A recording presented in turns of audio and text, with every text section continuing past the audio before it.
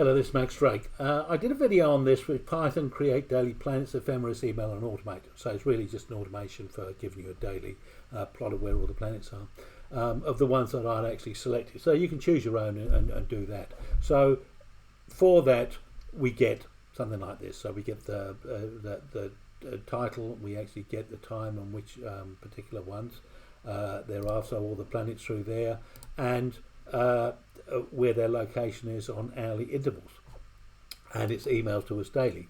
So that was okay, but I actually had trouble visualizing it to a certain extent. So I started to look at maps, different map projections and things that I do. And I did some research on it, and I found a few possible methods and plots and things like that, and there was scripts for some of them and this and that and the other, and there was basically two projections that I saw that sort of made sense. One was a sort of a wallpaper one, or a sheet of paper, and you actually had altitude up the top, and then you actually had your azimuth down the bottom, and the other one which was spherical, and you actually looked at it as if you were looking in plan from where you are. So those was the one that, but I actually came across this other interesting article that actually had this projection, which is basically your altitude up to 90 and your altitude down to minus 90, and then from here is north, and then east is 90 up to 180, which is south, and then from 180 round to minus 90, which would be west, and round to 0. So this one could actually show you the whole sphere of where planets are. But to a certain extent, the whole idea of the ephemeris that I had was that you could look in the sky and see what you got. So I'm not interested in what's happening underground. Who cares what's happening down there? We don't care. Well, I don't care. So I only want to see this part of the projection, the top part. So anyway, I was semi-intrigued. So here he's actually got some of the planets projected onto that, and that's very nice. He uses, in this particular one, he uses a library called Spicy Pie, but I couldn't get that to load. Now, he didn't actually give too much discussion about this French Kendall meta text, and basically that's some settings where it's kind of pointing to where certain files are. And it wasn't that well explained, and I didn't bother researching it. I just only thought, tried it, and I couldn't get it to work. Sort of identified where the issue was, and I thought, well, maybe if I'm going to develop further, I'll actually explore that. But for the time being, thanks very much for the article and everything like that, but I'm not going to progress with it. One thing which I did quite like was the fact that it was in dark. So it's a black one. So the next one that I came to was this one here that I'd actually, so this is astroplan, which is to do with AstroPi, and this is the sort of projection that I was thinking of, like a sheet of paper. So you can actually have north through here, and then you can have the azimuth going round to the south at this end and the south at this end and coming back, and then you'd actually have the altitude coming through here. So whereas you come up in a hemisphere to a point at 90, you've actually stretched that point out into the whole width. So you're seeing it. So there's a big distortion there, but you can sort of have a whole lot of arcs of all of the planets and where they are and how far they're rising into the sky, and put some grids and stuff like that. So I thought, well, that's a possible one that I can actually explore. But it's sort of not a natural visualization one in a way. And then I came across this one here, which is basically, you look down in plan, which it seems quite logical. You've got north, south, east, west, but this one's been mirrored, or I think he flipped it or something like that.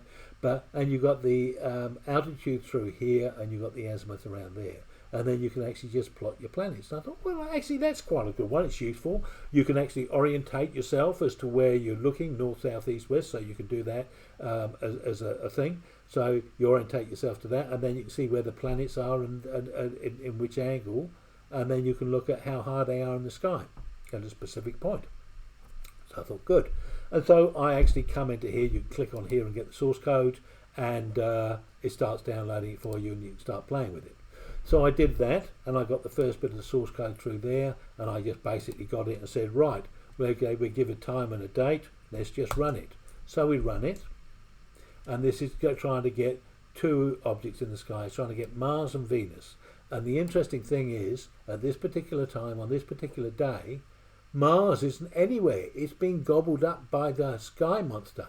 In fact, Mars is, this is only showing altitude between 0 and 90. For 0 and minus 90, it doesn't show. So if the planet is below the horizon, it's not going to show it. So you're suddenly thinking, oh, that's good. So it's only showing me stuff inside my horizon, up to the azimuth 90. So I thought, this is what I want. So I thought, cool. So on this one here, they've set it up. They've got the two objects. They go and find the objects in a library somewhere. I think they were using SkyCode or something. And anyway, we get it. And it comes through, finds does the calculations for putting them on there, and even does a little label for them. So that's quite right there, and writes a legend. So I thought, it's got the basics of what I want. So, okay then, what data have I want? Do I actually want to call everything? I suddenly thought, wait a minute. I've already got an Epheremis for each day of this, so why can't I use my Epheremis? There we are, Epheremis. I'm still having a problem with that. So what I ended up doing was I took a couple of columns just to begin with, but basically I took one row of data of the CSV file that's generated inside the Epheremis. So the whole Epheremis is that, and we actually just go and stick it into a PDF table. So I've got all of these, but when I actually started to look, things went drastically wrong. And what went drastically wrong is that when you do these calculations to actually map it onto the projection, which is this polar projection, which is the plot inside done by matplotlib, it wants decimal degrees. It does not want the data as in degrees, minutes and seconds. So this is like time and date and time. Is suddenly you've got 6 different items to make up a date time, instead of something like the Unix time, which is the number of seconds since the 1st of January, where you've just got one unit, which is seconds. In here we've sort of got this crash and burn. We've suddenly got 3 lots of units. We've got degrees, we've got minutes, and we've got seconds, and we've got fractions of a second. So we suddenly thought, oh, we're mogadored here. So I went and asked my mate Bing Crosby, who's Bing Chat. I've now decided to call him Bing Crosby. And I said, hey, Bing, what can we do here? And he says, right, a lot of stuffing around for you, dude. So what basically we do is he wrote a little function. Degrees, minutes and seconds to decimal degrees. So give me degrees, give me minutes, and give me seconds. So I've got to give them 3 objects, degrees, minutes and seconds, and it will return me a degrees plus minutes divided by 60 and seconds divided by 3600 to actually give me a single digit, which will be degrees or decimal degrees, degrees plus ... So I said, cool, okay then, write me one for my panda, for my data frame. So we pull in the data frame, we go and find the names of all of the column headers inside our data frame through there, and we say, hey, what are all your names? So we've got all the names up through there, and we then, for each individual one of these, we create a column called sun as degree, sun as minute, sun as seconds. So it's creating 3 more columns from that. We can then use the lambda formula to point at it and say, so first of all we split that and create 3 new columns, and I actually just use the column naming through there, so that col for cols in col, so that's col is that whole list, and it says for col in cols, give the col name through there and put it to degree. So it creates these 3 columns, and it splits all of those little things out into separate. So it puts one into degrees, one into things.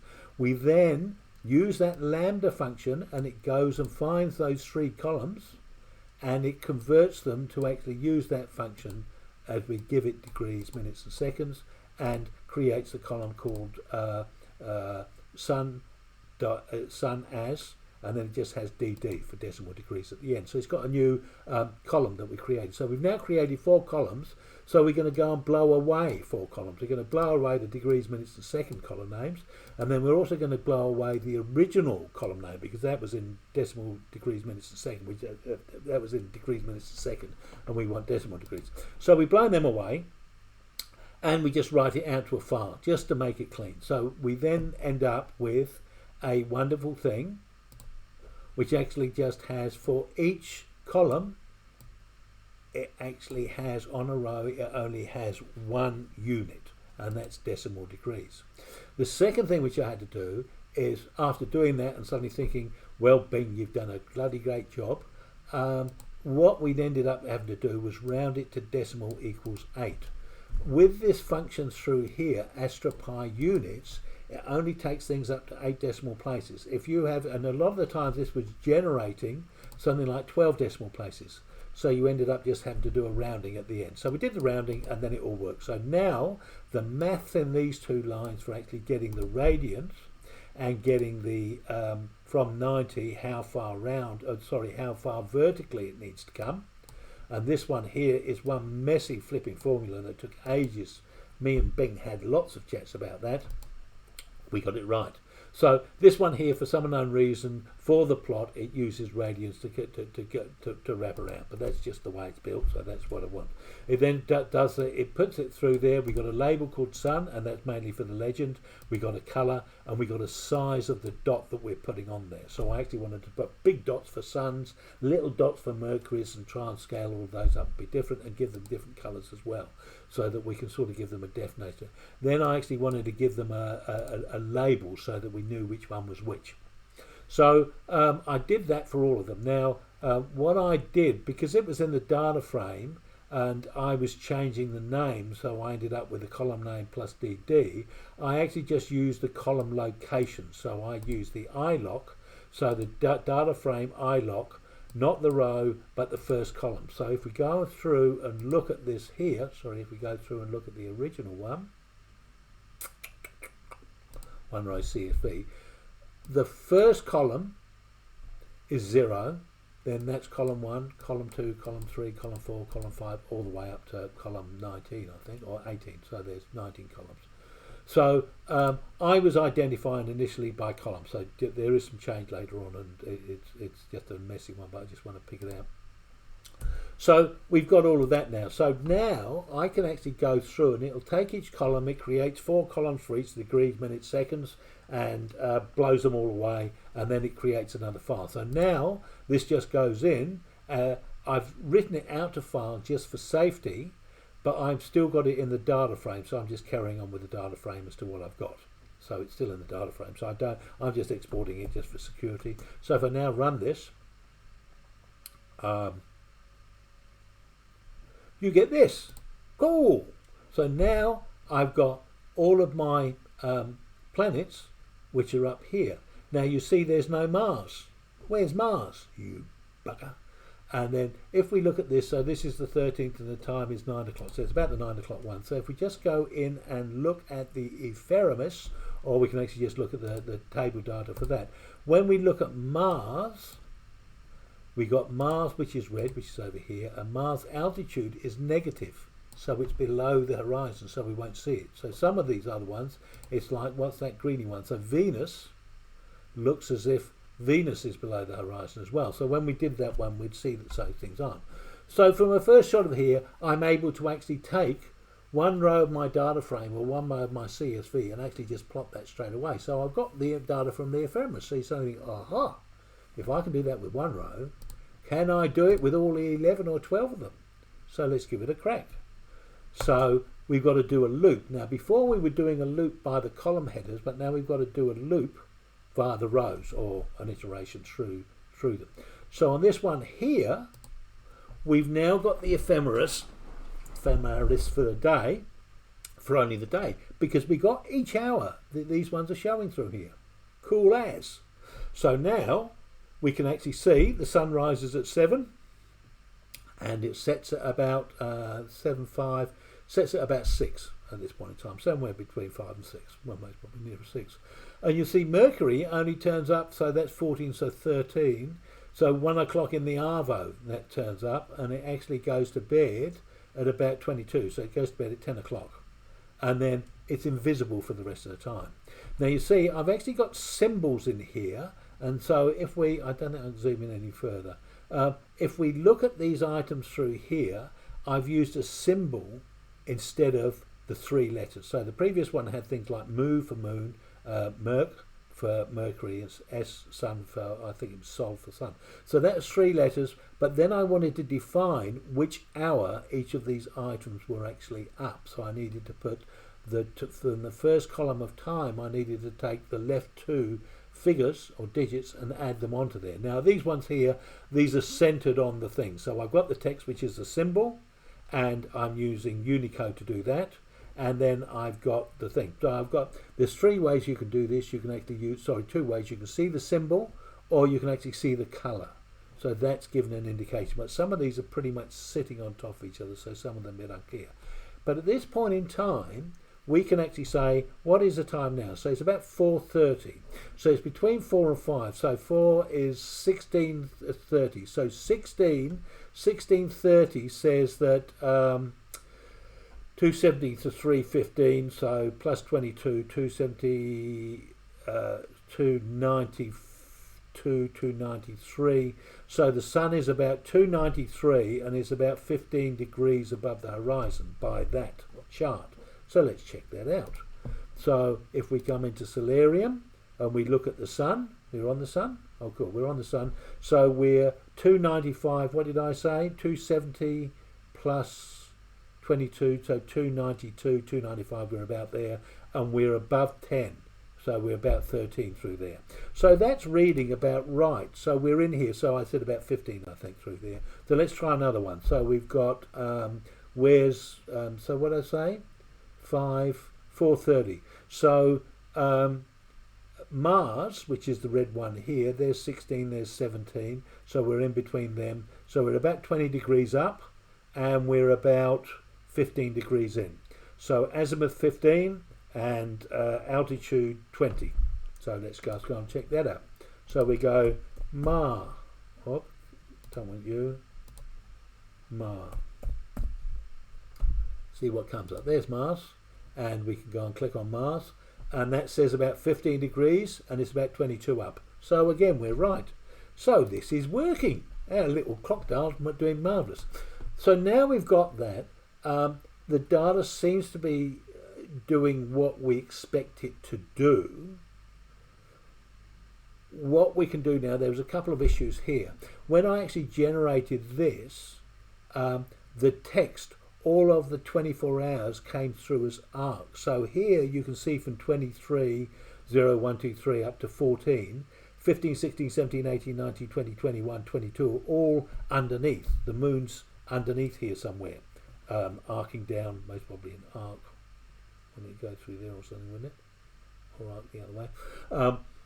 But it actually shows these other ones as arcs falling off the other side. Now we don't want those. So what I ended up having to do through there, if we just go back to the code, is that I actually have to say, if the row, so it's actually looking at the column. When I actually got Bing to do this, it kept on converting and it ended up using the column headers based on the what we rename them. So when we rename the column headers, the new headers, so where are we? No, we want all the row.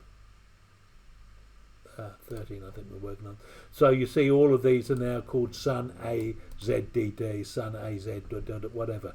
Whenever they're negative, we don't show them. So if there's any text which is not negative, so this says if the row Venus altitude DD is above 0, then show that text. But if it isn't, don't show it. So that's the way that we've done it there. We're only showing the text if the planet is actually above the horizon. So that's one of the things we do. If you don't have that in there through there, it doesn't. And then you can see I've got this Unicode number through here to create that symbol. And I think I actually had to talk with Bing a little bit about that too. So at this point in time, we've got what we want in a way. So the next enhancement that we actually go through is really an aesthetic one, but it was a bit of tweaking that I wanted to do. So on this last one that I actually do through here, it's pretty much the same as all the other ones, but I've got a couple of extra steps on at the end. So let's just do those and see what actually happens. So we've got to close down that plot there now, and that's all in one. Now I was quite enjoyed the black background through there. I thought that's cool. I want a black one too. So what I ended up doing was running this script here, and I made the plot background dark instead of light. Now I might play with some other colours later on, depends what mood I'm actually in. So this one here is now going to generate it, and it creates a file. It actually creates a plot called plot PNG. So that's the plot that it creates, and then from that it actually creates a PDF. So it's now created a PDF through there, and so that can be light or dark. Now you see, if I just zoom in a bit here, you'll see that I've offset the text up X a bit and up Y a bit, so that you've got the planet and then you've got the text to the side, so it's a little bit easier to read. The other thing that I've done with this, so some of these lines, because this is coming from a PNG and then becoming a PDF, you can see it's a little bit furry around the edges, so there's a tiny bit of pixelation, but it's still reasonably good. Now it seems at this point in time it does the planets and then it writes the grid on afterwards. So I might see if I can actually reverse that and actually have the grid there and write the objects on top of it. And then also this is white on white, so this is a bit unclear, so maybe I should grey these out and see if I can get a finer line through there. So there's a few little just tweaky bits that I've done on here. Also, I was finding it very hard to read between 45 and make an estimate of it in between here, so I ended up with 15 degrees through there. I've then made the thing of at north, south, east and west, and then I've also kept the angles through here. This text is quite high. The earlier ones you would have seen the altitude ones coming through here, but they were a bit confusing because the planets are all mainly on the northern hemisphere through there. So I actually got these ones to write down in the southern hemisphere, down in this bottom down through here. And I actually had to do a lot of talking with Bing Crosby about that, I tell you. He didn't want to do that at all. He ended up with just 4 grids here, and all went weird, and sometimes it rotated this 135 and that started there and did some weird things just to get this down here. So it was very confusing what it was doing, but I finally got something happen. Another thing that happens as well is that it creates a subplot when it plots this. So when it creates this in the subplot, the legend is created with the subplot, and so the legend sort of ends up on top. So I've had to nudge that away. So it's a bit tight on this one, so I really need to move it. And maybe I need to reduce some of the text sizes for some of those. Oh look, I've still got the SkyMap, so I need to tidy up that a bit. So now I only need to give the date because it does all the rest that it do. Now on this particular one through here, that's, you know, to a certain extent what I do is that part of the process. And then at the very end, so this is the point where I actually create the ticks and the stuff. I haven't done scale, so I can actually just take this code, slap it back into Bing Crosby and say, Bing, these were the X-tick labels are a bit big. Can I actually reduce the scale of those? Now at the beginning as well, what I ended up doing was I created this variable called font size 6. So on all of the text inside on the plot, this text in here, I could just automatically adjust from that one variable. If I've got ones which I'm going to tweak, I know they're going to be an issue, and maybe the X and Y offset. I think I've got an X and a Y offset at one point here that I'm just tweaking. But if I need to do some more adjustments and maybe have one as XX offset, so one goes to the left and one goes to the right or something, I can actually do some tweaks and then set them out with some of the particular different ones that I'm actually doing there. So there's still a bit of playing that I can actually do, so that again just the tweaking bits going through there.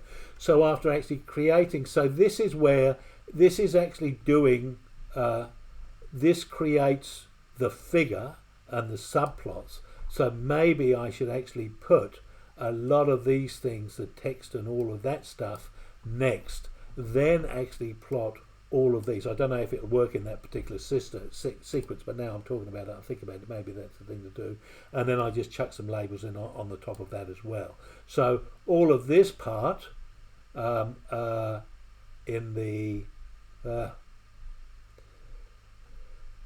for the stuff, do that, and then do the main grids and the plot through there. And also I might ask Mr. Crosby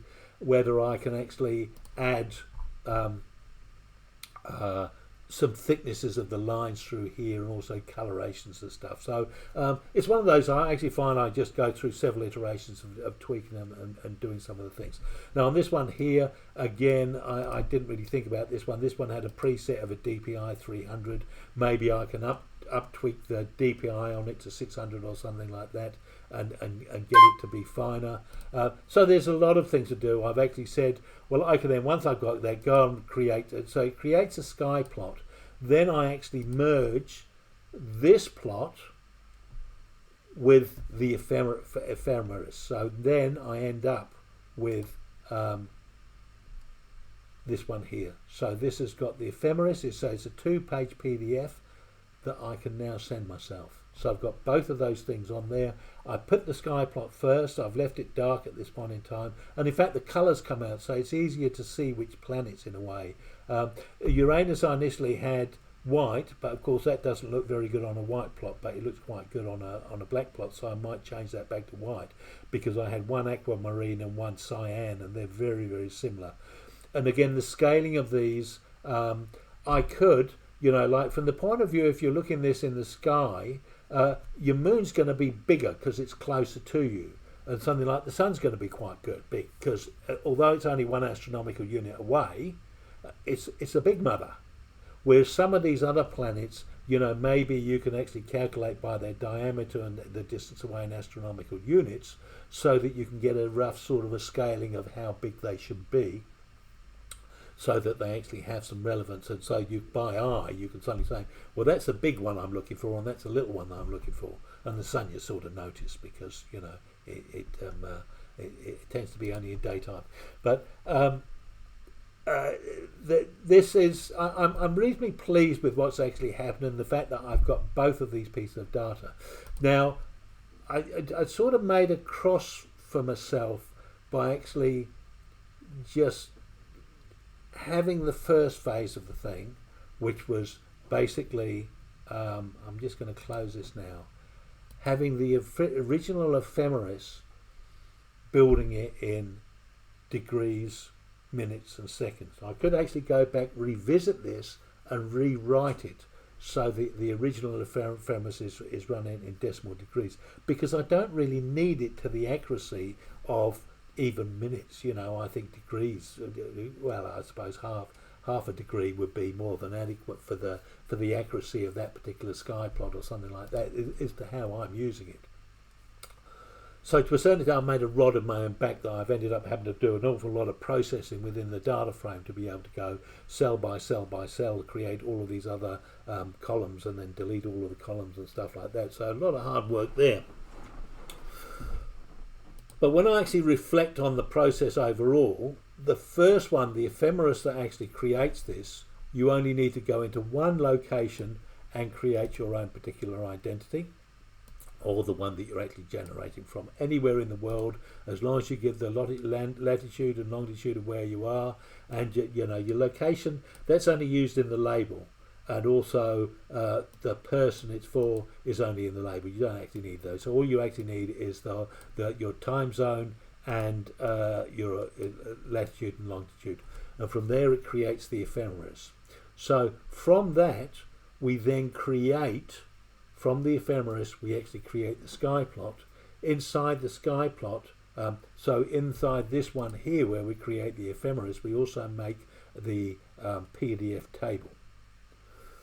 In the sky plot one, we take the sky plot, we generate the sky plot using the ephemeris data from the CSV, and then we join the two PDFs together. So we end up with a combined PDF, single file. And then what I'd done on the first one is that I actually did the emailing process as a separate automation. So the first one runs this Epheremis I, where the first first automation, we're using the task scheduler. I have one which actually runs this Ephemeris one, and it creates the first file. Then it creates an email. But now what I've been able to do is actually just move the email back a couple of minutes, so it happens a bit later. And then what I've done is I now create the sky plot from the ephemeris, all the CSV files and stuff like that. then I join those two files together.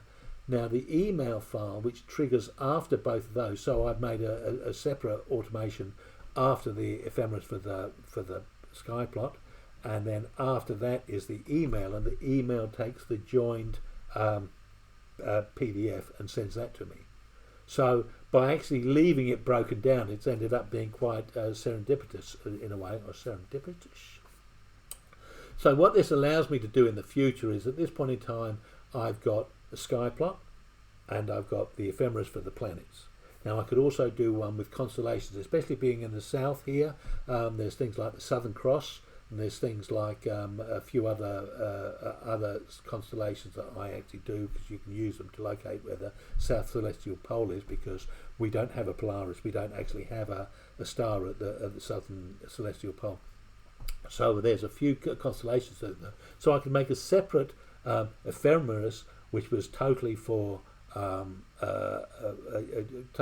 constellations and things like that. And then I could also do a separate sky map for that one as well, and just locate where those are going to be and how they're going to track around things as well. And then the last thing that I can actually do is a thing that I'm interested in, is to actually do the moon phase. So that's something that I'm quite interested in. Now this one here, this is just the raw data that I found. I think I asked Bing, go make me this up. And we had a bit of problems with dates and actually getting ephemeris dates using the eFem library. But this one here, if I now run it, I actually just get a result. And the result is this number here, 0.79612. Now what does that mean?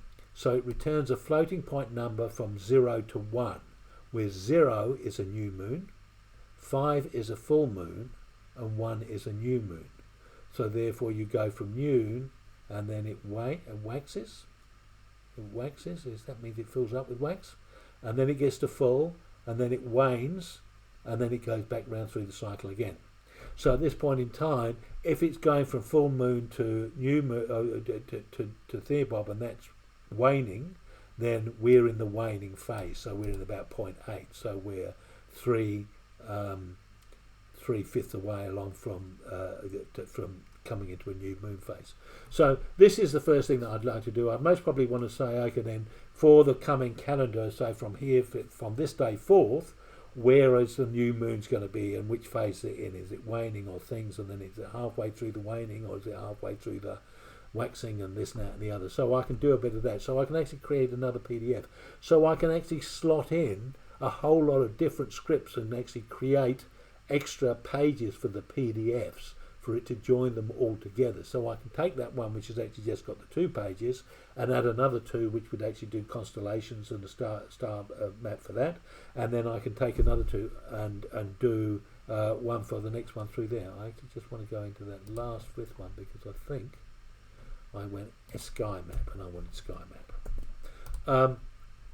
So what I'm saying is here, the way that I got it structured, I can actually just leave that email until the very end, add other items on, add them as PDFs going through.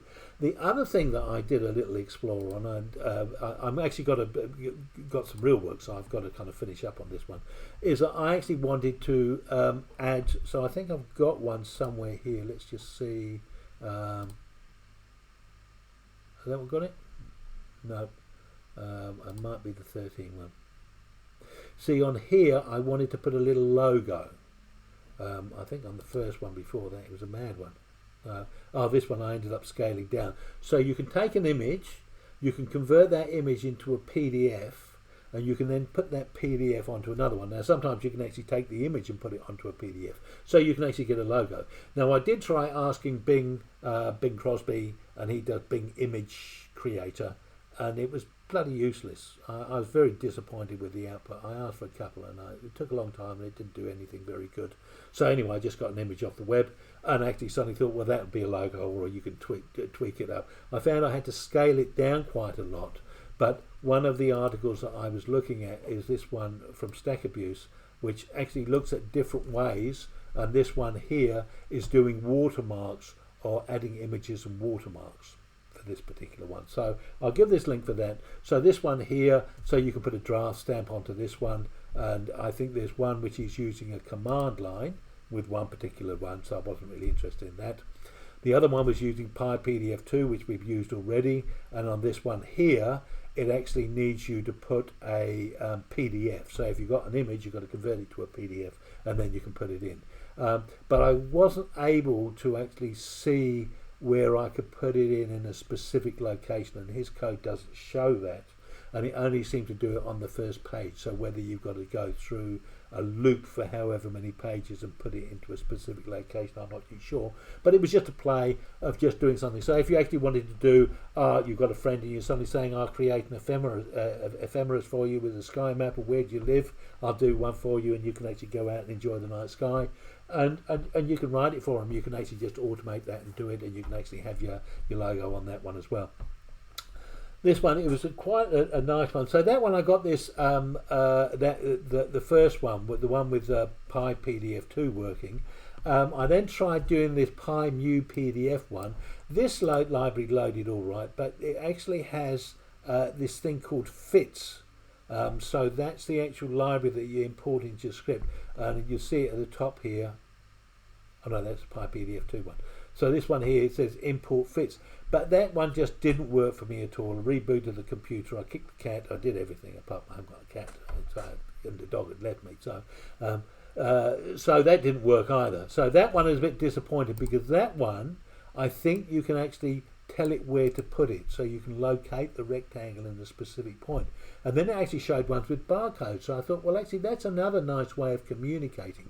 So one thing which I quite like in PDFs, and I haven't played with it yet, is actually embedding links so that you've got a URL link to something else that will take us somewhere else, which is quite useful. Is you can suddenly say, well, here's the Epheremis for this, and you could actually have a little hot thing for a URL for all the planets that you can go and get a little bit more information about them. So it might be a handy thing to do if you're just looking at the sky map on a specific thing. So I've got to play with that. But from the point of view of barcodes, maybe you could scan something to get extra information. So I quite like that. But I quite like the fact that you could locate it in a specific location. Now the last one was adding stamps with PDF FRW. I got this one here, the script to work as well. But this one again doesn't let you locate it anywhere. You know, it just kind of chucks it in there. So I think if you can get if you can get your image to be in a certain location on a PDF page of a certain size, then maybe it'll land at a specific point. So maybe you've got to use something like some form of PDF creator just visually that'll take an image and you can locate it in a certain point. Then when you pull it in, it automatically lands. So if you're in a landscape mode, it'll land in the top right hand corner or top left hand corner, or do something like that. So you can create it. So when it calls the file in, it does it. I haven't played around with it too much. I just did the initial proof of concept, and then I was trying to do things. And I had long chats with Bing about this, and Bing doesn't seem to want to do watermarks or logos inside of PDFs. So I told Bing to go away for the time being, and I'm going to sulk about him. So overall, those are other things that you can actually just add and refine and do some stuff. You know, like the thing with that as well is if you're doing that sort of logo-y stuff or things, you could end up having a frontis page. I don't really like frontis pages. I just, especially if I'm emailing something to myself, I want some things. I might actually put it as an addenda at the very end, as in an appendix with some extra information with some hot links or something to URLs. But generally, who goes and looks at it? So you wouldn't really put a logo, or you could put some other information. If you're trying to identify yourself, you want it at the front. But I don't like frontis. I really just want to get straight into the data. You know, a pretty little dragon logo or something on the top left hand side, or here be dragons or something. So that's just the play that I've had so far. And also at that point in time, this was a rigid rectangle, of whether you could actually do fuzzy shapes or something like that, and have this object having a file that comes in and embeds in a specific place so that it can look quite good. So I haven't actually played with invisible backgrounds or anything like that. So I think there's an opportunity there as well. So what I've done so far, and the links of things that I've talked about, I'll give all the code for what it is for the time being. I think as far as what I've done, I've met what I wanted to do, which is to get a flow through from getting data of where the planets are on each day, giving me a map on all of this and sending it to me by email. I've got that process working. Now it's a matter of I've got all of those steps. Now how can I make it more efficient and smoother? So that's really just a field. So that's not really what I'm interested in. I sort of like the proof of concept from you. So it might be something when I come in to do the Epheremis for the constellations and things. That's something I might suddenly say, well, I've got the whole stuff. Now let's look at it afresh and see how it does. So I hope that's been of interest to you. The moon phase is one. I actually haven't planned how I'll actually present all of that. I may or may not do another video on that, but most probably not. But again, I've actually quite enjoyed the stuff I've done in the astronomy so far, so I'll most probably do another exercise on that as well. So thank you very much for watching. I hope you found it interesting. If you did, I put a bit of effort into this, so if you can give a thumbs up, it's nice to be acknowledged. I put the other one through there, and I didn't even get one thumbs up. Well, then again, I didn't get a thumbs down either.